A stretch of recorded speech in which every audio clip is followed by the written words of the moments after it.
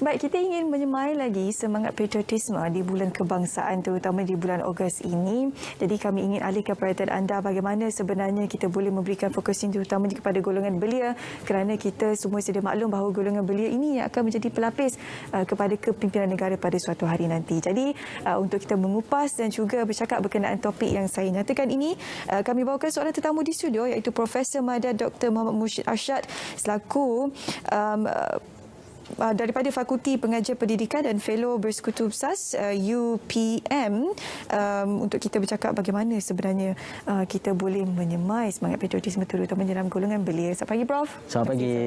Terima kasih. Okey, satu tenaga yang positif sebenarnya perlu kita berikan ataupun semai terutama dalam golongan belia. Tapi untuk mukadimahnya terlebih dahulu, mungkin Prof boleh kongsikan apakah yang dimaksudkan dengan patriotisme dan bagaimana sebenarnya kita boleh mendukung janji diri dalam jati diri dalam golongan belia di Malaysia ini. Okey, bismillahirrahmanirrahim. Assalamualaikum warahmatullahi wabarakatuh dan selamat sejahtera. Pertama saya ucapkan terima kasihlah kepada Syu dan juga Selamat Pagi Malaysia kerana memberi ruang untuk kita membicarakan topik yang sebenarnya topik yang sangat evergreen pada setiap masa, iaitu menyemarakkan nilai patriotisme terutama sekali kepada generasi muda iaitu anak muda kita. Jadi dalam konteks untuk mendukung janji diri ini sebenarnya merupakan salah satu elemen penting sebenarnya untuk kita semai dan perlu disemarakkan. Ia perlu ditanam, perlu dibajai dan perlu disemai setiap masa supaya ia tidak menjadi suatu benda yang janggal. Jadi ibarat seperti kita bukannya hanya menumpukan semangat patriotisme itu bulan Ogos sahaja. Tetapi sebenarnya patriotisme itu perlu dipupuk pada setiap masa.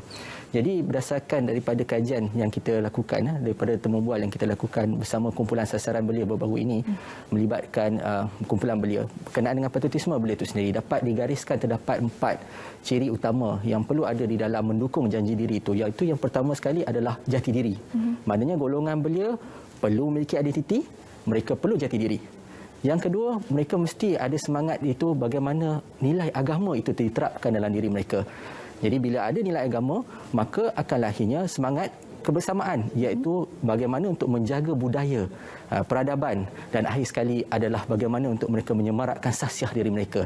Bagaimana mereka menampilkan identiti mereka sebagai belia yang mempunyai wawasan, mempunyai jati diri, semangat dan juga mempunyai cita-cita untuk berjaya. Tapi itu kalau kita cerita dalam konteks pre-pandemic lah. Konsepnya sedikit berbeza dengan sekarang ini sebab kita ada norma baharu. Belia ni tidak boleh keluar untuk mereka mempamerkan rasa cinta terhadap negara dan sebagainya. Jadi bagaimana untuk kita semarakkan lagi suasana ataupun semangat patriotisme itu dalam kita menghadapi norma baru ini? Saya setuju dengan Syu kerana kita lihat dalam suasana norma baru ini kebanyakan golongan belia terpaksa tinggal di rumah. Ada juga dalam kalangan mereka bekerja tetapi mungkin dalam tempoh masa yang terhad. Jadi bila kita lihat dalam konteks ni, penting sekali untuk golongan belia cuba untuk membuatkan mereka tidak rasa tertekan. Yang penting mereka terus kekal untuk berusaha, tidak mudah mengalah, dan ini sebenarnya adalah semangat yang kita terjemahkan daripada patriotisme berkenaan. Jadi kalau kita lihat patriotisme ini sebenarnya ayat dia adalah bermula daripada perkataan Yunani, iaitu untuk mewujudkan rasa cinta sayang kepada tanah air, dan kita terjemahkan dia dalam diri kita untuk bentukkan identiti untuk menyayangi diri sendiri dan juga menyayangi keluarga, masyarakat dan juga negara. Jadi penting untuk golongan belia ini perlu untuk mempelbagaikan cara-cara untuk menyemarakkan rasa kekitaan, rasa sayang pada negara. Dan kalau dilihat banyak sekarang ini pendekatan yang digunakan tidak kurang hebatnya, malah lebih meriah di media sosial misalnya ataupun di dalam alam maya. Terutama sekali bila melihat kepada aktiviti-aktiviti menyemarakkan kemerdekaan, tapi mereka kaitkan dengan pendekatan terkini, menggunakan TikTok, menggunakan Smule, menggunakan pelbagai jenis aplikasi-aplikasi maya yang sesuai digunakan. Secara tidak langsung semarak kemerdekaan itu tetap berlaku. Cuma cara pendekatan tersebut dalam konteks yang berbeza. Bermakna di sini kita ada satu matlamat iaitu menyemarakkan patriotisme, rasa sayang kepada negara, tetapi kita ada 99 cara untuk kita menyemarakkan rasa tersebut. Itu penting sebenarnya golongan belia perlu cakna dengan keperluan dan juga suasana keadaan kita sekarang. Tapi sebelum kita ada perasaan patriotisme itu perlu ada ilmu juga, dan ilmu ni perlu diturunkan daripada nenek moyang seorang ibu bapa dan sebagainya. Jadi maksudnya akar umbinya mereka yang lebih dewasa ini perlu memainkan peranan untuk menyemai, untuk membaja semangat patriotisme itu. Jadi bagaimana sebenarnya golongan ini boleh turut membantu golongan belia supaya kita dapat memberikan mereka satu rasa kepuasan ataupun sebenarnya rasa merdeka itu begitu manisnya. Sebenarnya golongan belia tidak juga ketinggalan dalam aspek bagaimana mereka rasa kepunyaan negara ini kepada mereka. Ini berdasarkan daripada dapatan kajian. Dan kalau kita lihat daripada indeks Belia Malaysia 2020 yang dilakukan oleh Institut Pendidikan Pembangunan Belia Malaysia, Kementerian Belia dan Sukan, kita dapati bahawa domain patriotisme ini berada di tahap yang sederhana. Okay, walaupun dia meningkat jika dibandingkan tahun 2019 ke tahun 2020, tetapi masih lagi banyak ruang-ruang penambahbaikan yang boleh dilakukan, terutama sekali bagaimana untuk menyemarakkan rasa tentang untuk merasa mereka bangga dengan negara. Jadi susulan bila kita buat kajian, kita dapati bahawa golongan belia ini memang banyak cenderung menggunakan media sosial. Media baru sebenarnya. Jadi kenapa tidak kita menggunakan media baru ini sebagai salah satu medium untuk kita menyemarakkan rasa sayang mereka kepada negara. Bagaimana mereka boleh mengolah daya tahan mereka, daya juang mereka.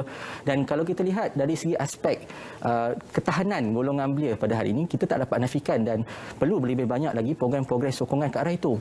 Sebagai contoh, kalau kita lihat daripada kadar pengangguran, kita lihat yang dikeluarkan oleh statistik oleh Jabatan Perangkat Malaysia, kita dapati kalau jika dibandingkan pada bulan Mei tahun lepas, tahun 2020, kadar pengangguran waktu itu ketika itu 5.4 agak tinggi. Dan jika dibandingkan dengan bulan Mei tahun ini, lebih kurang 4.5 menyusut, tetapi naik sikitlah bulan Jun. Okay, lebih kurang dalam 4.8. Ini disebabkan oleh banyak faktor, antaranya banyak industri terkesan dan sebagainya. Tetapi golongan belia, bila kita buat tinjauan, kita dapati 75% golongan belia ni masih lagi berusaha untuk mencari pekerjaan. Mereka rasa ingin mencari dan tidak mudah mengalah.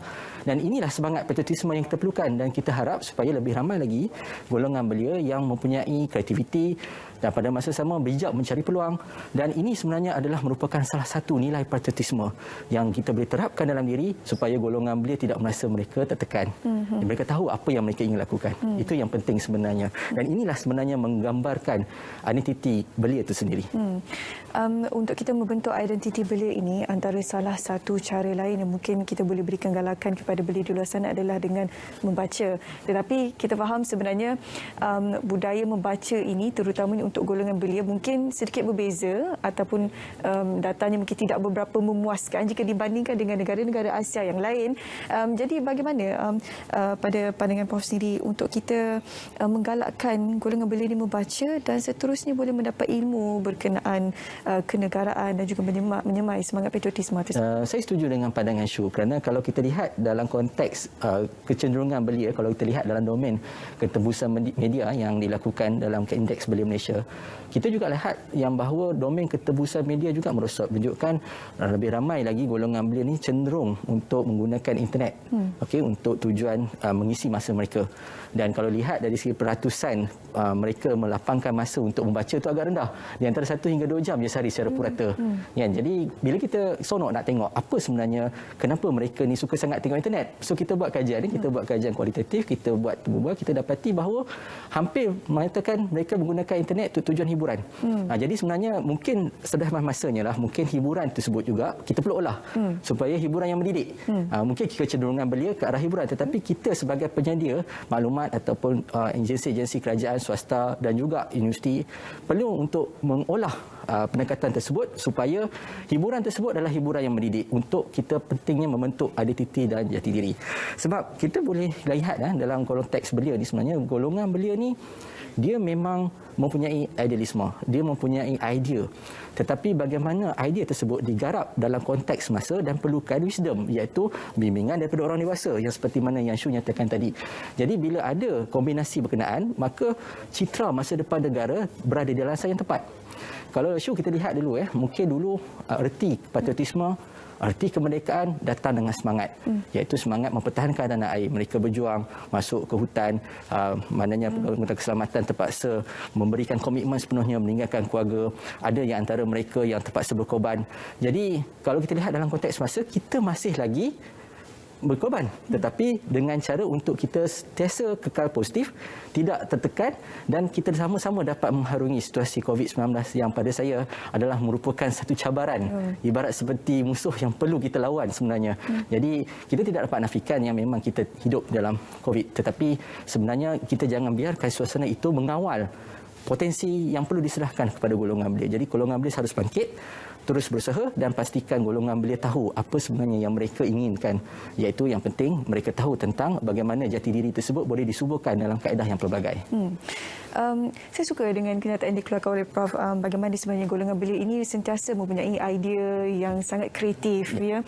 Cumanya disebabkan kita tahulah mungkin disebabkan oleh perbezaan antara golongan belia dan juga golongan dewasa ini yang membuatkan ada gap, ada sedikit ruang antara mereka yang membuatkan golongan belia menyendiri, berada dalam kelompok mereka. Jadi bila mereka berada dalam kelompok mereka ini mungkin agak sukar untuk kita berhubung dan juga komunikasi untuk mendapatkan maklumat, pertukaran maklumat dan sebagainya. Jadi bagaimana pada pandangan Prof, kita perlu meningkatkan komunikasi antara golongan dewasa dan juga golongan belia ini supaya kita saling boleh menukar maklumat dan juga boleh bekerjasama dalam ke arah kita menyemarakkan lagi semangat patriotisme. Ya, saya setuju dengan pandangan Syu, kerana yang penting sekali dia bermula dengan diri belia itu sendiri, iaitu bagaimana mereka rasa yakin, percaya dengan diri sendiri, mampu dan juga mempunyai kreativiti untuk keluar daripada kepompong.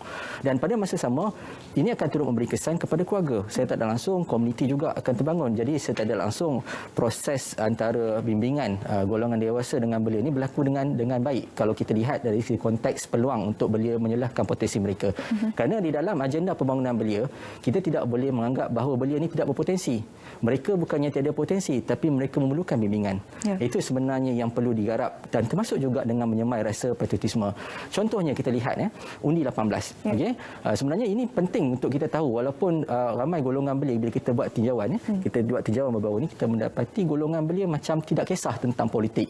Mereka mungkinlah dengan senario semasa dan sebagainya, mungkin mereka juga tertekan untuk mungkin mereka masih lagi belajar dan masa sama juga mencari peluang pekerjaan. Jadi mereka tidak minat tentang politik. Itu kita risau. Yang penting golongan belia tidak kisah sama ada mereka ni partisan ke, non-partisan ke ataupun bipartisan ke. Yang penting kita risau jangan belia yang apolitical, iaitu yang tidak ambil kisah langsung tentang perkembangan politik, tidak kisah langsung tentang negara, kerana ini adalah merupakan masa depan golongan belia itu sendiri. Jadi pentingnya untuk kita lihat benda ini sebagai salah satu perkara utama. Dan menarik tentang Syu data yang kita perolehi daripada kita memang dapati bahawa selari dengan data dari peringkat nasional, memang domain sosial politik ini perlu dilakukan secepat mungkin untuk kita menyemarakkan rasa sayang pada negara. Kita risau kalau kita lihat belia nanti tak kisah pasal politik, tidak kisah lagi tentang kenegaraan, kita risau adakah generasi akan datang kita ni masih lagi di landasan yang tepat untuk kita bina semangat patriotisme dan nasionalisme, sayang kepada negara. Kita takut nanti bila majoriti daripada mereka daripada golongan ini mereka tidak berjuang lagi untuk negara. Mungkin mereka tidak nampak masa depannya kerana mereka tidak berada lagi dalam situasi tersebut. Jadi itulah tanggungjawab itu jatuh pada kita lah untuk memberi maklumat dan sebagainya kepada mereka ini. Satu lagi, bila kita cerita berkenaan patriotisme ni, dia sepatutnya bermula daripada sekolah lah. Kalau kita dulu kat sekolah kan hari-hari nyanyi lagu negaraku, bila ada sambutan kemerdekaan akan ada pelbagai sambutan. Tapi sekarang ni rumah baru, sekolah tak muka, nyanyi lagu tak ada. Berikrar di sebelum sekolah pun tidak ada. Jadi bagaimana sebenarnya kita perlu alihkan situasi ini dalam norma baru? Ya, seperti mana Syu, saya setuju dengan pandangan Syu sebab kita lihat sekarang ni corak pembelajaran juga berlaku secara dalam talian. Bukan saja di sekolah, di universiti, maupun dalam dunia pekerjaan sekalipun. Jadi pentingnya untuk proses kita menyemarakkan patriotisme ni, seperti mana yang saya kata tadi, dia perlu disemai, perlu dibaja, perlu dipupuk. Dia tidak boleh katakan tak apa. Kita perlu buat sesuatu. Jadi bermakna di peringkat sekolah lagi, kemungkinan pendekatan aktiviti untuk menyemarakkan rasa sayang pada negara ni boleh lakukan sedalam talian. Misalnya kan, mungkin gunakan kaedah yang pelbagai. Kita boleh katakan budak pelajar sekolah rendah pun sekarang ni dah mahir menggunakan TikTok kerana mereka membesar dengan zaman mereka, itu zaman digital. Jadi kita gunakan pendekatan tersebut. Termasuk juga di universiti. Sebagai contoh, di Universiti Putra Malaysia, kita ada program itu dipanggil sebagai Patriotisme at Putra, iaitu program untuk menyemarakkan rasa sayang kepada negara.